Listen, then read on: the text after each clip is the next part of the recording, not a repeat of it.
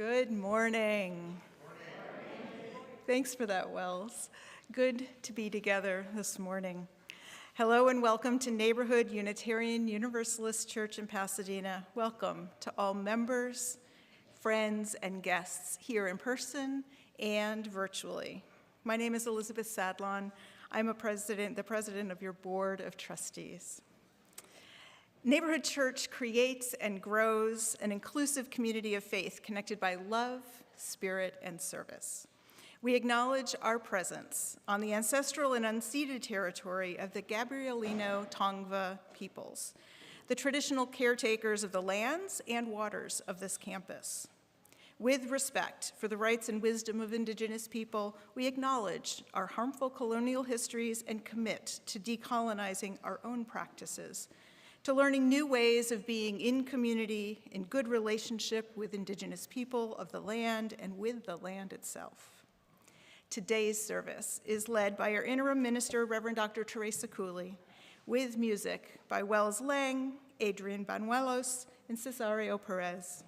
Please take a moment to silence your devices as we begin our service. Thank you for joining us as we continue to prioritize connection over perfection in this hybrid service, which is streamed and recorded on YouTube. Based on guidance from our COVID team, masks are recommended, though optional, for congregants inside and are optional outside. Families with young children are welcome in the sanctuary, the narthex, or in the new family lounge in the neighborhood house, where the service is live streamed. So a few exciting announcements today, 2 fabulous opportunities to connect on the patio after service. Bidding for Dining for Dollars is live, as many of you saw as you were coming in. It's a great opportunity to connect through a wide variety of events, connect with goods and services donated by neighborhood church members. You get a unique bidding number, no need for payment today. Bidding continues through next Sunday. You also have an option to buy a raffle ticket through which you have a chance to get a cake made by Reverend Teresa, a very popular option, a personalized parking space, and a special golden ticket that would win you a spot with any available events after the bidding next Sunday. All proceeds go to support Neighborhood Church. Huge thanks to our Dining for Dollars organizing team. Winter camp at DeBenneville Pines is also a great opportunity for connection, so visit the table to either ask questions or reserve a spot for March 3rd through 5th at our beloved winter camp. Today, Neighborhood People of Color meets at 1 o'clock. All people of color are welcome to this fellowship gathering. The board meets this Wednesday evening. You can find our agenda and materials on the website. Guests are welcome. And looking ahead on February 4th, Saturday, please join us for a workshop, The Depth of Vision, led by our Unitarian Universalist Association Pacific Western Region lead, Reverend Carlton Smith. It will be a terrific opportunity to connect together as we continue preparing for our next minister. The order of service and more extensive announcements are available as a link in the Sunday email. They're posted in the narthex or through the QR code on the back of your hymnal. You can always get more information on this and much more information at the welcome table. Again, welcome to Neighborhood Church. Whoever you are, wherever you are in your spiritual journey, welcome to this inclusive faith community connected by love, spirit, and service.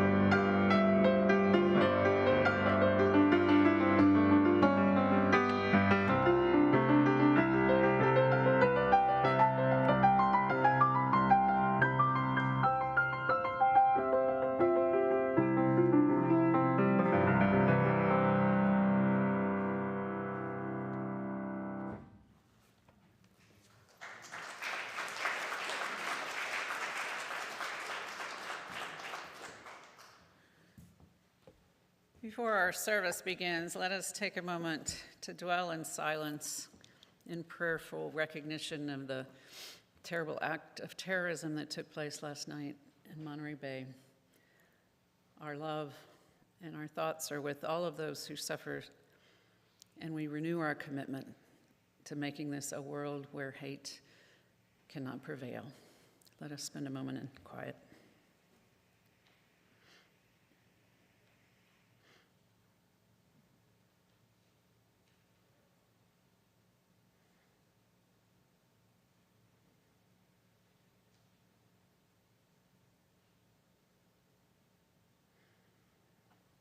Amen. And now let us counteract that with hope and love by greeting one another. Say good morning to one another as you feel so moved.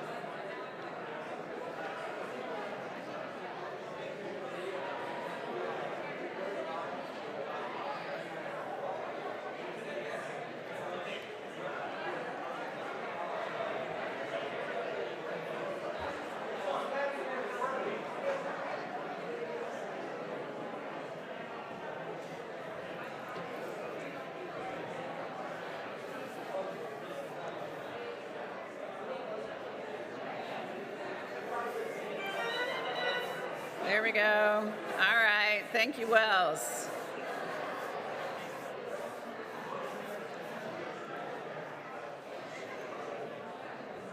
That always gives you a chance to adjust your seating, and I'm going to introduce a really strange possibility. It's okay to sit in the front row.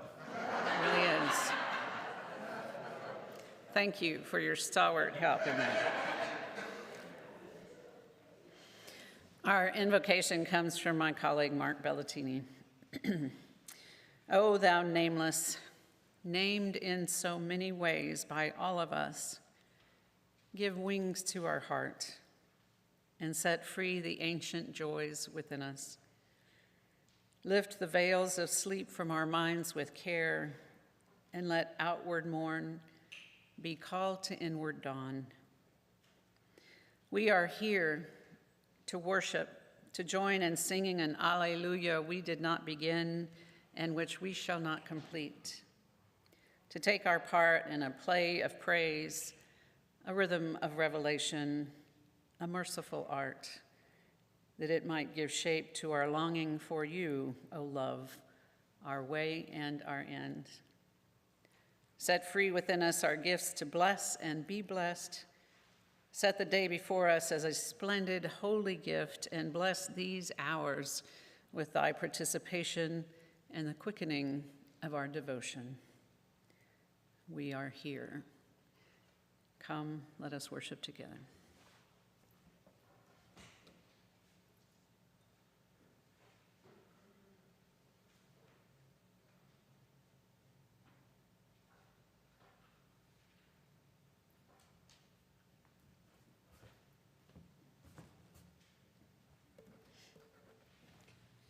Our opening hymn today is number 123 in our great hymnal, Spirit of Life. Please rise as you are able in body or in spirit, and join me in singing. Come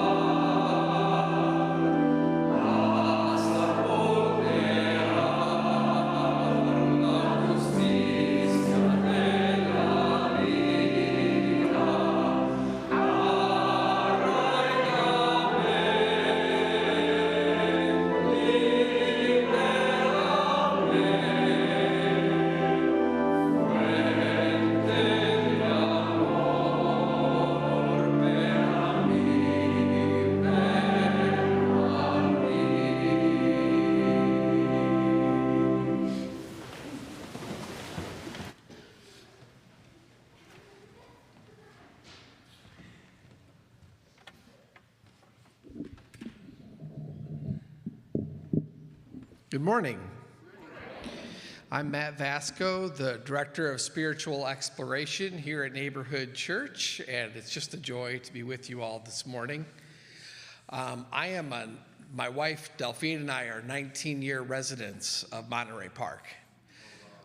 So this has affected our community a great deal this morning. It's a tight-knit community. It's the kind of community where you know your neighbors and always say hi to people and stuff. So please keep Monterey Park in your thoughts today. Can we have the children and youth forward for a story for all ages, please?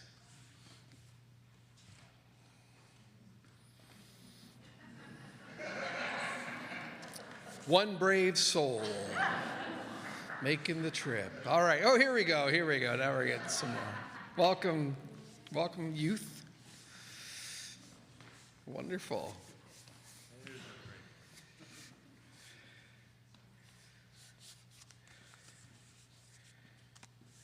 Welcome. So today's service is a really special one. We're talking about Article 2. And I actually know what that means when I say that. I don't even know if most people know what that means, but this is the part of the Unitarian Universalist Association's bylaws that contains our principles and sources. So it's right at the heart of our faith and a lot of the things we talk about when we talk about our values. And I hope I'm not spoiling anything by saying that a part of the reason why they're taking a close look at Article 2 is to look at ways to be a more inclusive faith and to help diversify the faith.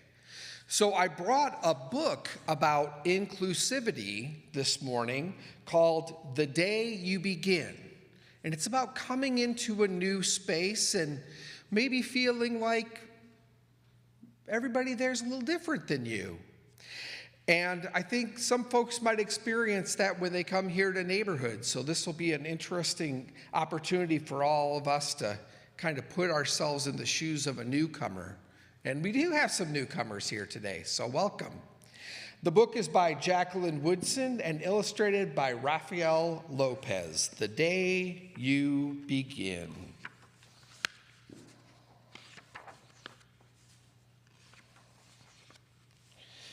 There will be times when you walk into a room and no one there is quite like you. Maybe it will be your skin, your clothes, or the curl of your hair. There will be times when no one understands the way words curl from your mouth. The beautiful language of the country you left behind. My name is Rigoberto. We just moved here from Venezuela, he says. And because they don't understand, the classroom will fill with laughter until the teacher quiets everyone.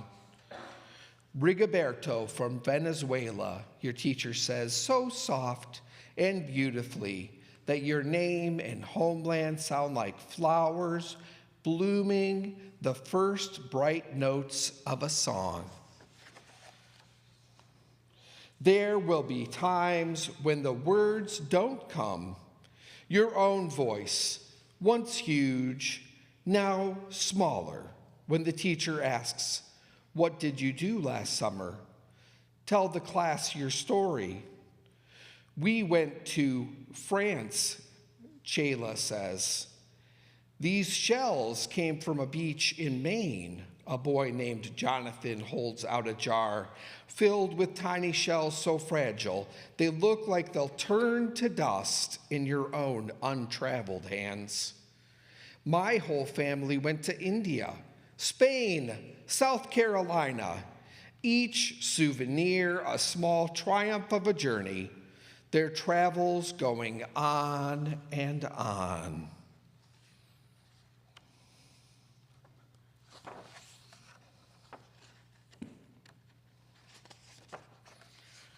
And as you stand in front of the room, you can only remember how the heat waved as it lifted off the curb, and your days spent at home caring for your little sister, who made you laugh out loud and hugged you hard at nap time. You can only remember the books you kept on reading long after she had fallen to sleep. And in that room, where no one else is quite like you, you'll look down at your own empty hands and wonder, what good is this when other students were flying and sailing and going somewhere?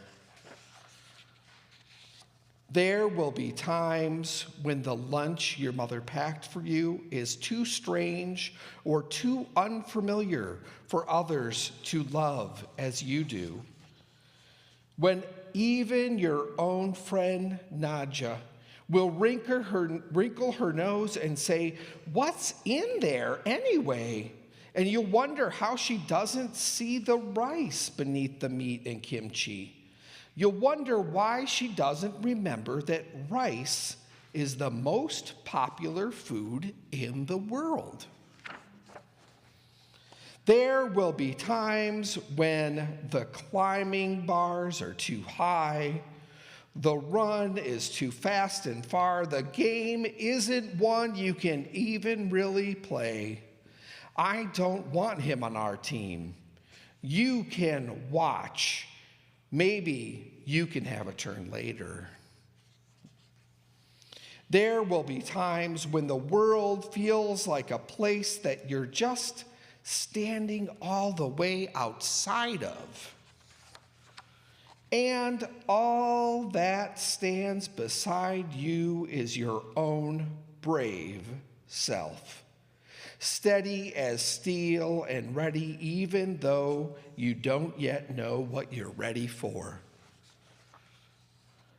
There will be times when you walk into a room and no one there is quite like you until the day you begin to share your stories.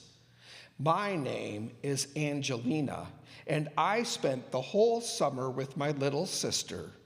You can tell the class your voice stronger than it was a minute ago, reading books and telling stories, and even though we were right on our block, it was like we got to go everywhere. Your name is like my sister's, Rigoberto says. Her name is Angelina too. And all at once, the room where no one else was quite like you, the world itself is a little wider to make space for you, right there in that room. This is the day you begin to find a place inside your laughter and your lunches, your books, your travel, and your stories, where every new friend has something a little like you and something else so fabulously not quite like you at all.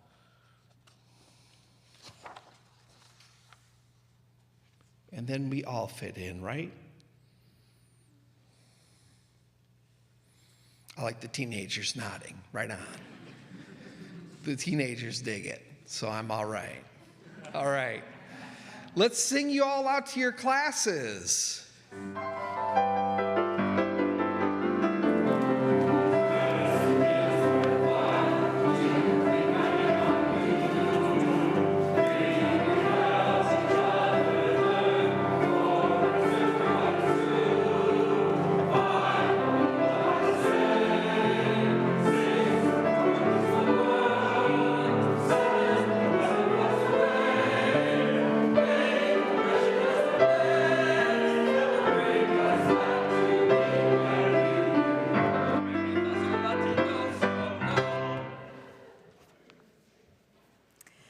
Giving is a spiritual practice through which we put our values into action. Each Sunday, our congregation dedicates 100% of its contributions to a local social justice organization or activity. In addition to the plate, online giving is available using the QR code on the donations box just outside the sanctuary or using the text instructions found on the screen. If you wish to make a payment toward your pledge or contribute to church operations, thank you. Make a note in the subject line or use an envelope available in the donation box. This week, our gifts go to Northeast Trees. Here to tell us about their work is Peggy Payton, who was one of the founding members of our 7th Principal Committee, along with member Scott Wilson, who founded Northeast Trees. Many connections. Thank you, Peggy.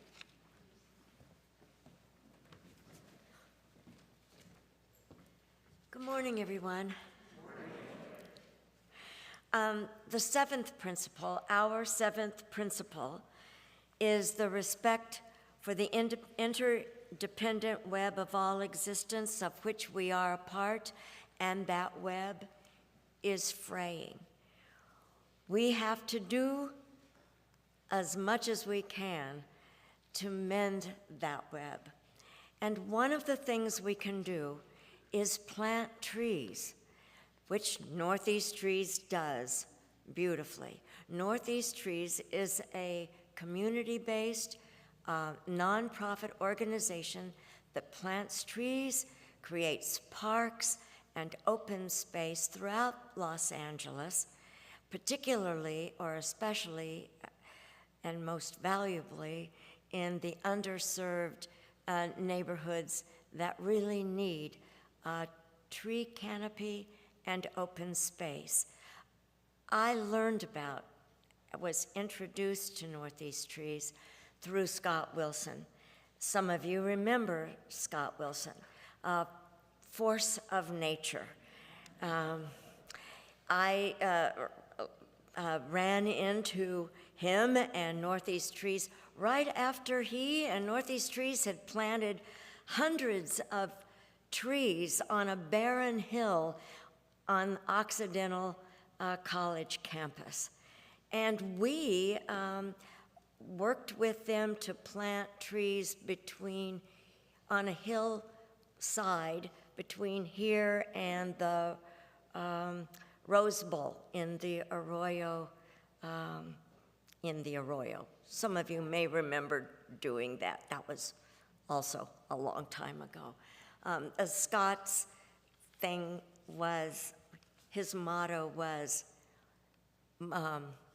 more trees are better, right? So here to tell us about them, about Northeast Trees, to fill us in more than I can, is Joe Laskin, the Director of Development. Janet Schulman, I think, might be here somewhere. There she is, Janet, the Interim Executive Director, and Luis Rangel, the Construction Manager. Luis.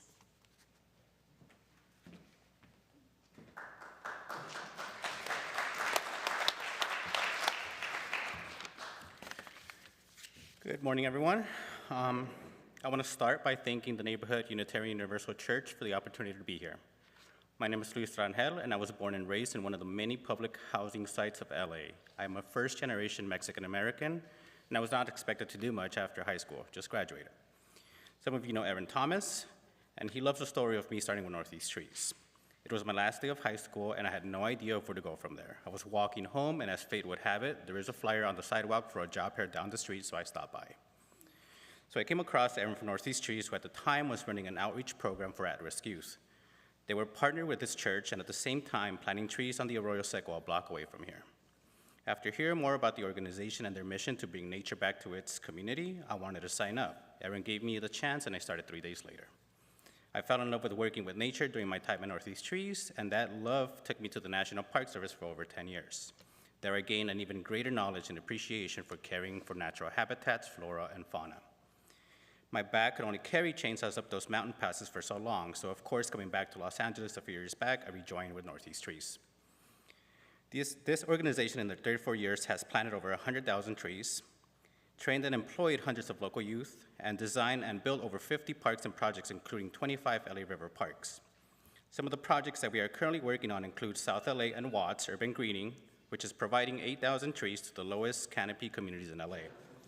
Also, fire resilience and watershed management in the Northeast LA area, which we all need. We all saw what happened in those rains. Of course, none of this would be possible without our founder and your beloved church member, Scott Wilson, so big thank you to Scott.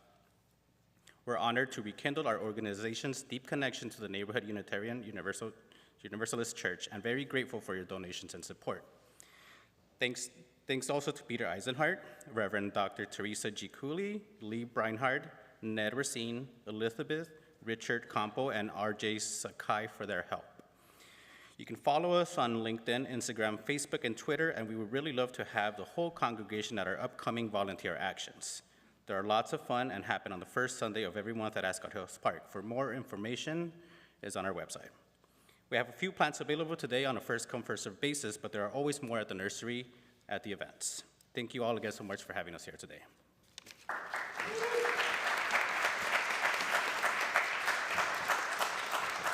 Thank you so much. The volunteers, please bring the plates forward. Thank you for giving generously. This song is a New Year's wish, especially in light of the events in Monterey Park.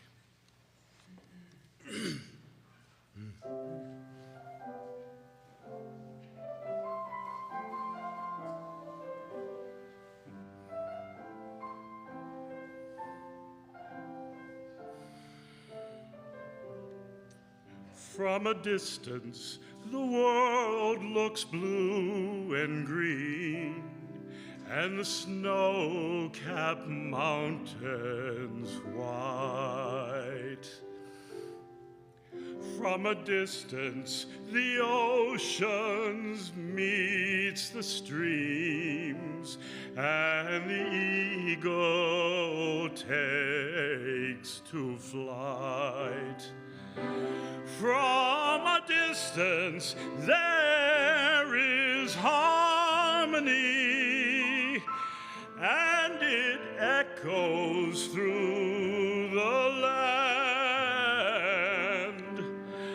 It's the voice of hope, it's the voice of peace, it's the voice of every man.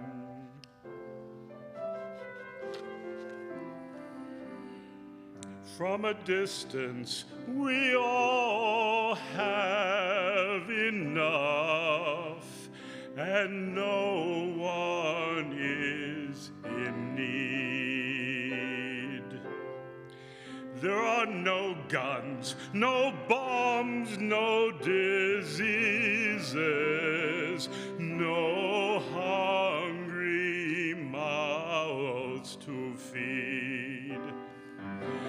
From a distance, we are instruments, marching in a common band, playing songs of hope, playing songs of peace. They're the songs of every man. God is watching us, God is watching us, God is watching us from a distance.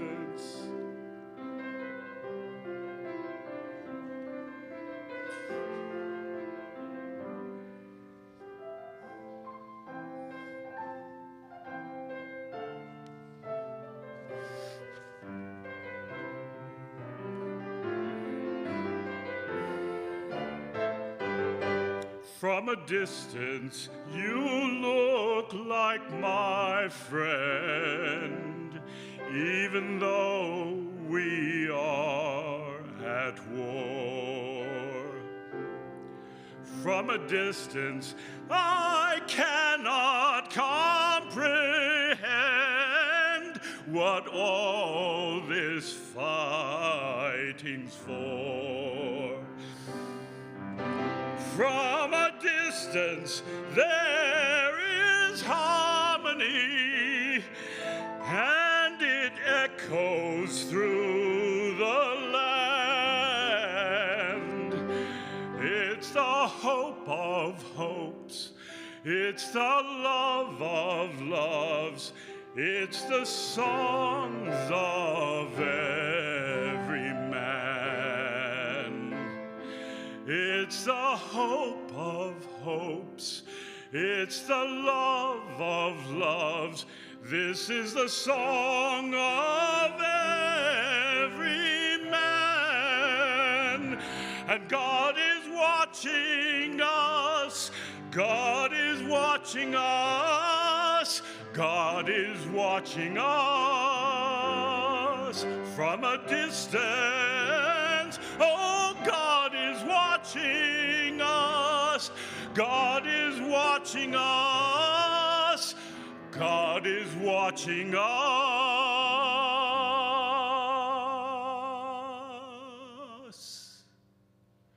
from a distance.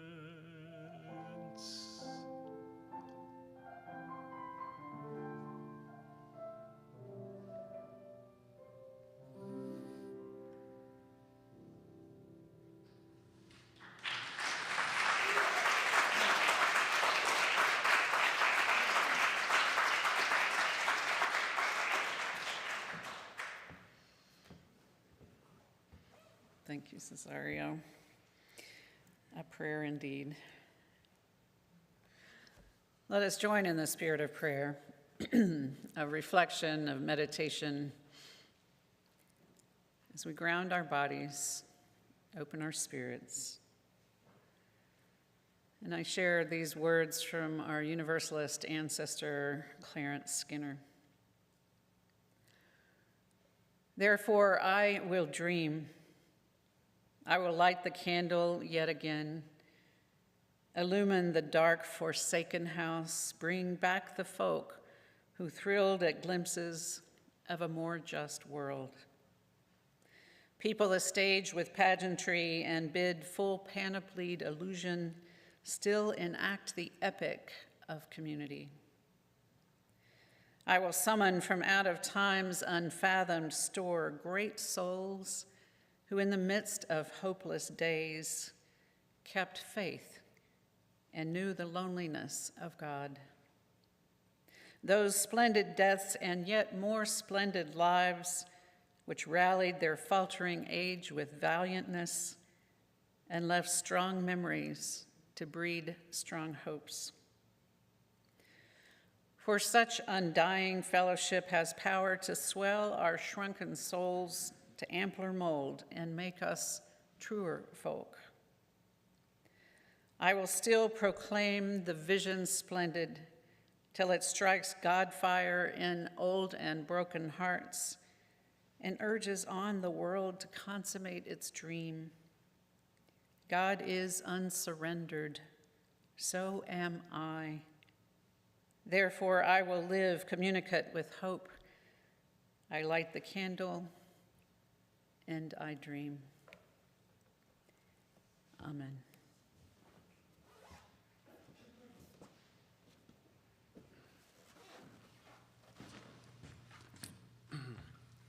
This song is a favorite of mine by German Romantic composer Franz Schubert. The poetry is by Johann Wolfgang von Goethe. It's a favorite of mine because it's very soothing, calming, helps me slow down, collect my thoughts. It's also about nature. Overall, it's a metaphor for death, but it's also a reminder that I can find serenity in nature. Let me see. The song is called Wanderer's Nachtlied, which means Wanderer's Night Song. And the text translation goes as follows. Over every mountaintop lies peace. In every treetop, you scarcely feel a breath of wind. The little birds are hushed in the wood. Wait, soon you too will be at peace.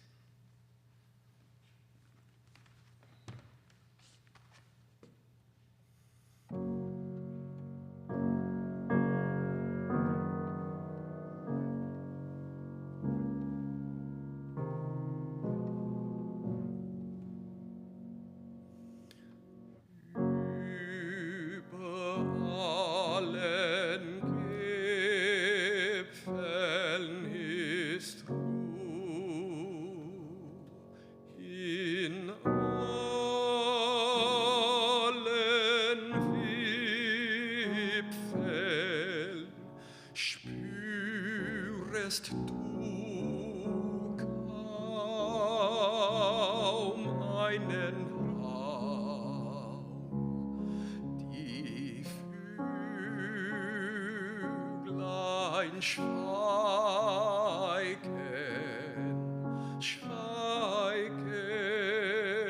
im Walde, warten nur, bald der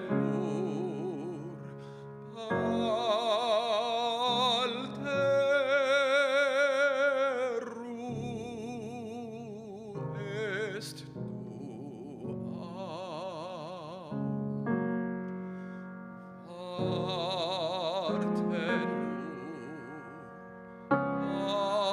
Warte nur, bald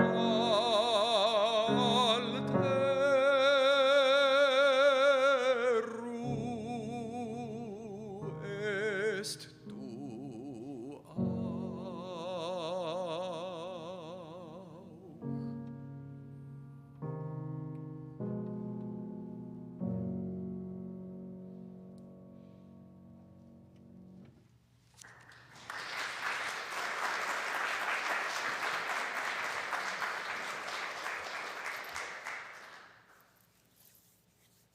Thank you. 10 years ago, I was asked to deliver the keynote address at the General Assembly of the British Unitarian Universalist Association, which gathers together Unitarians from all of the Unitarian churches in the United Kingdom. There's not a Universalist church there. That makes it sound rather grander than the reality. For the reality is that despite the fact that Unitarian churches there go back over 300 years, the people that currently populate those churches number less than 10,000. When I arrived at the assembly, I realized that I was experiencing my deepest fears of what could happen to Unitarian Universalism in this country. Almost all of the participants were well into their advanced years, which, let me hasten, is not a bad thing, except those first words, almost all. There was a small clutch of young adults who followed me around like they had found the only person that they could relate to, and I was 51 at the time. And ironically, my presentation was about how to help our religion become more relevant to younger generations. Except that my keynote was cut short because their session on voting on their socially responsible resolutions was going overly long. In particular, the resolution about drug policies in the UK. Now, I know that can be an important topic for some, but I kind of doubt that the British government was waiting with bated breath to hear what those Unitarians thought. They were using Robert's Rules of Order, of course, and they had people lined up at the pro and the con mic, except that at the con mic there was nobody. At the pro mic there were 15 people, and they decided that it was fairest to hear from all 15 people saying the same thing over and over. I wanted to stick pins in my eyes. Finally, I was able to do my presentation, which included a lot about the use of social media. And one gentleman came up to me after the presentation and he said to me, all those newfangled things are all well and good, but we need to wait and study them for at least 10 years to see how they're actually working. So here we have some recipes for irrelevance. Use processes and methods that have no relevance for people's lived experiences, and be so suspicious of change that you have to study things for 10 years to consider their adoption.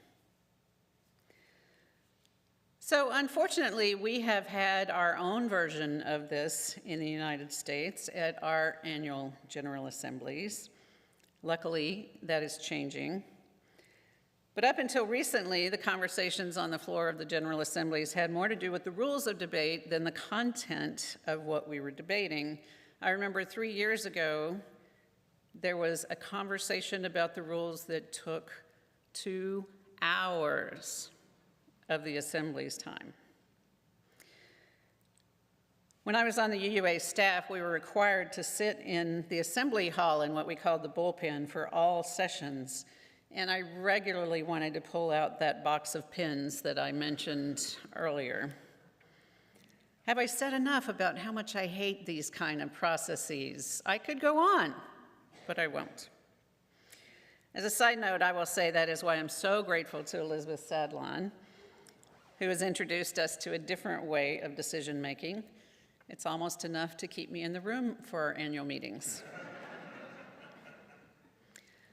All of this is to say that when I heard that we were to reconsider the purposes and principles as described in Article 2 of the UUA bylaws, which Matt already mentioned, in case you're new to us, you can find them on the facing page in your hymnal, the purposes and principles and our sources,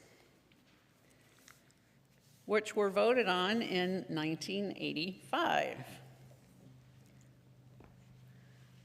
As I thought about this kind of process, I could only imagine the endless sessions of the wordsmithing that we are so well known for, and thought this could take months, this could take years, this could take decades.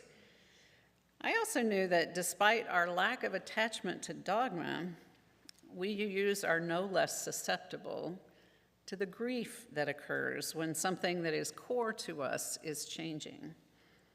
I should know I'm the one responsible for the redesign of the chalice that took place about 8 years ago. And the firestorm of criticism that initially came could have burned me to a crisp if it had been a literal firestorm. Plus, I realize I'm kind of attached to the purposes and principles. I've only just memorized them recently.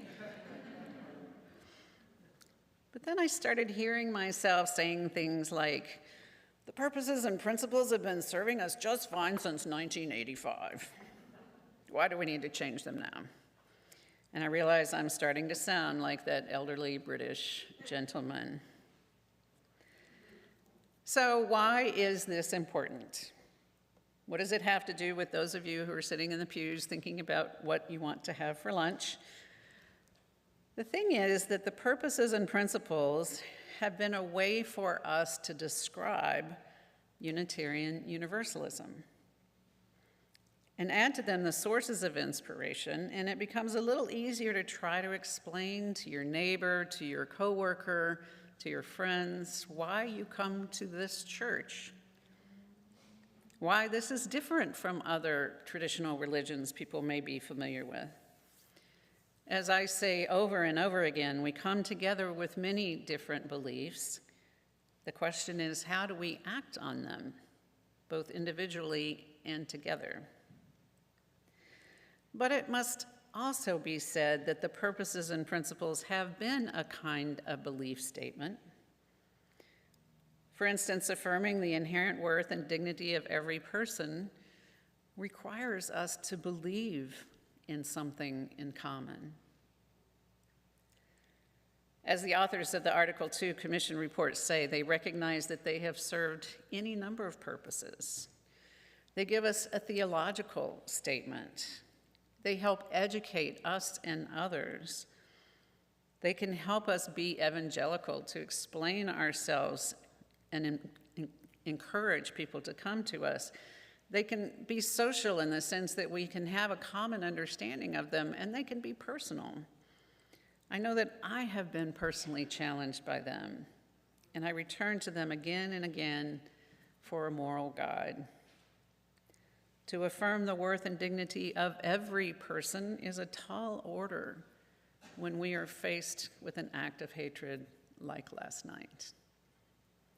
How can we live into that belief? So why should we change them? Part of the impetus came when so many congregations, like ours did last May, adopted the 8th principle, which calls upon us to journey toward spiritual wholeness by working to build a diverse, multicultural, beloved community by our actions that accountably dismantle racism and other oppressions. So we could just tack that on to the end of the list, or should we ask ourselves whether in totality they are currently the best way to talk about what is most important to us as Unitarian Universalists? The Commission began to think more creatively than that. And they came up with a proposal just this week. I know they knew that I was preaching on the subject because they came out with it just this week. And you can find a link to the proposal and the study in your order of service in the announcements if you want to learn more about it. But we need to ask the question, why would we think language from 1985 would still apply to us? As the theologian James Luther Adams said, a living tradition is not bequeathed through some law of inheritance. It must be earned, not without dust and heat, and not without humbling grace. To simply keep language the same out of convenience or fear of change is to do a disservice to our living tradition. And what they have come up with really challenges us to think about our statement of purpose differently. Guys, can you show the slide? With our current descriptions, the Commission really struggled with the question of whether saying affirm and promote was really strong enough language, or as they said, we need more verbs. They strove to create something that would be much more clear about our values and our covenant with one another, as well as something that would be simpler and easier to remember. And you'll notice that it places love directly in the center as the power that holds us together and that informs all of the other values. Love not in the sentimental sense, but the kind of love that requires the most difficult of spiritual disciplines. Then it names the values of interdependence, equity, justice, generosity, pluralism, transformation as expressions of this core value. But it places them in a circle instead of a list to show they're not in the order of preference, but inseparable from one another. They have taken the sources language and have made it more generally inspirations. Specifically, it says we use and are inspired by sacred and secular understandings that help us live into our values. We respect the histories, contexts, and cultures in which they were created and currently practiced. So instead of naming each source like we currently do as a kind of laundry list, they chose to come up with more generalized language that would allow us to put in the tradition that is most important to us. So after I overcame some of my original resistance, I found myself actually excited about some of this language in the attempt to reimagine how we describe ourselves. Although I will say we need somebody very creative to come up with a new song to sing the kids out on Sunday mornings. When Zenaida returns, I'll give her this assignment. I know that many of us long for a simple and declarative statement of belief that can be clear to everyone.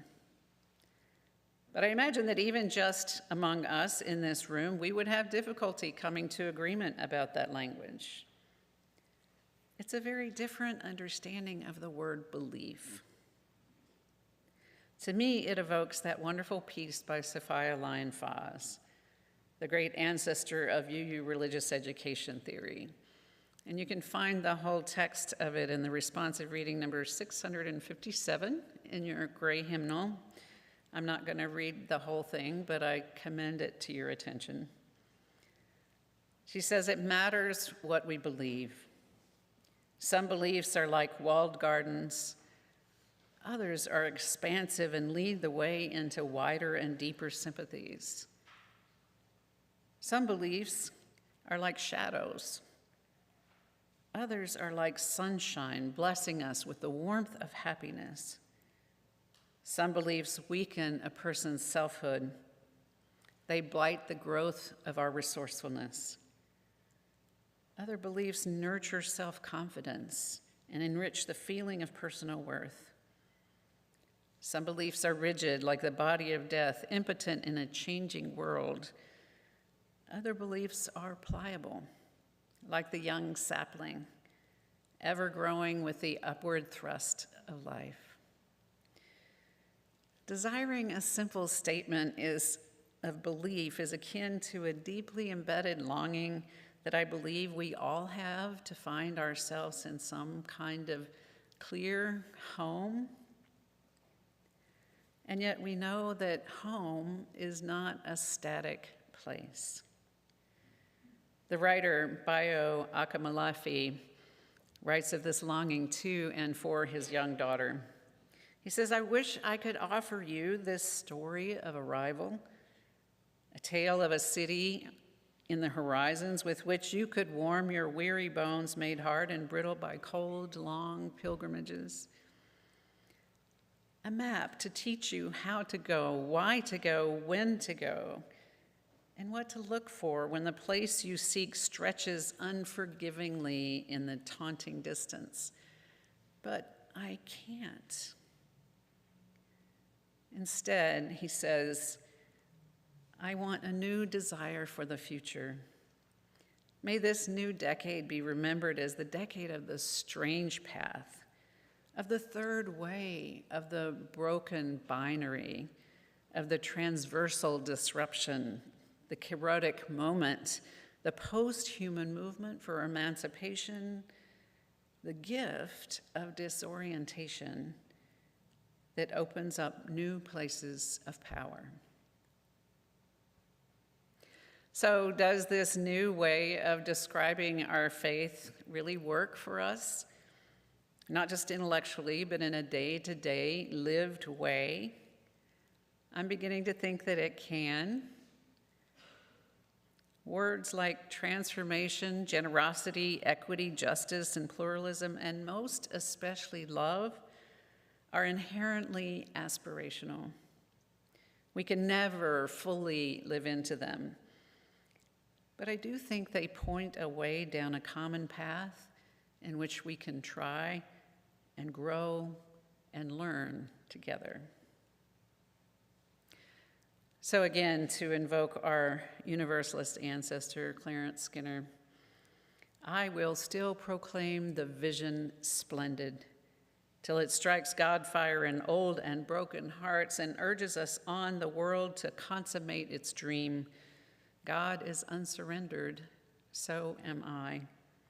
Therefore, I will live communicate with hope. I light the candle and I dream." Amen.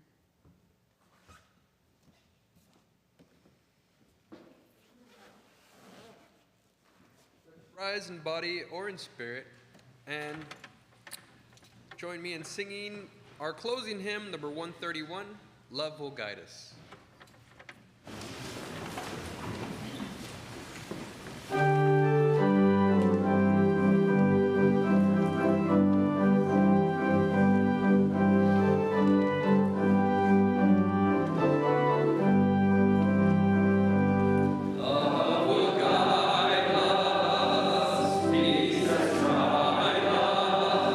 Hope inside us, willing away.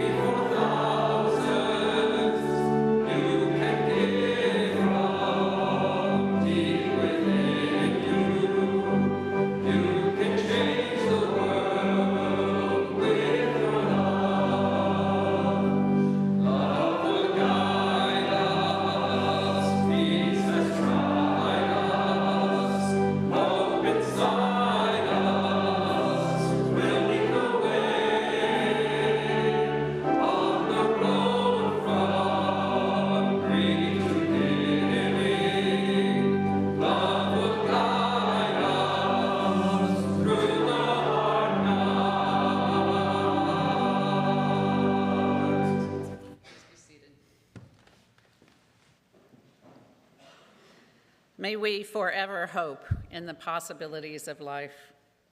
May we forever share the adventure of ideas. May we know peace by not expecting the impossible. May we know joy by helping what is possible come true. Amen.